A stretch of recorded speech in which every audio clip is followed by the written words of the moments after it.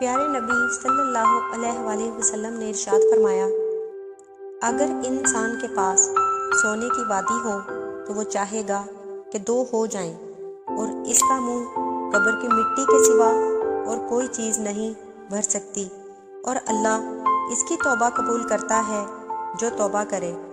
اپنی جانوں، اپنی اولاد، اپنے اموال پر بد دعا نہ کرو، کہیں ایسا نہ ہو کہ قبولیت کی گھڑی ہو اور بد دعا قبول ہو جائے۔ پیارے نبی کے 6 خوبصورت اصول۔ آپ نے فرمایا، نہانے کی جگہ غسل خانے میں مت تھوکو۔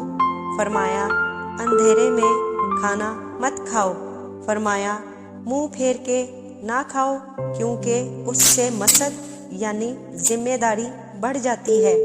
ہاتھ کے کڑاکے نہ نکالا کرو۔ پیارے نبی نے فرمایا، جوتے پہننے سے پہلے اسے جھاڑ لیا کرو۔ فرمایا، نماز کے دوران آسمان کی طرف نہ دیکھا کرو۔ جو شخص مجھ پر درود پڑھتا ہے، فرشتے اس کے لیے تب تک رحمت کی دعائیں کرتے رہتے ہیں جب تک وہ درود پڑھتا رہتا ہے، اب چاہے بندہ تھوڑا پڑھ لے یا زیادہ۔ رسول اللہ سے کسی نے پوچھا، سب سے افضل انسان کون ہے؟ پیارے نبی نے فرمایا کہ ہر وہ شخص جس کا دل صاف اور زبان کا سچا ہو۔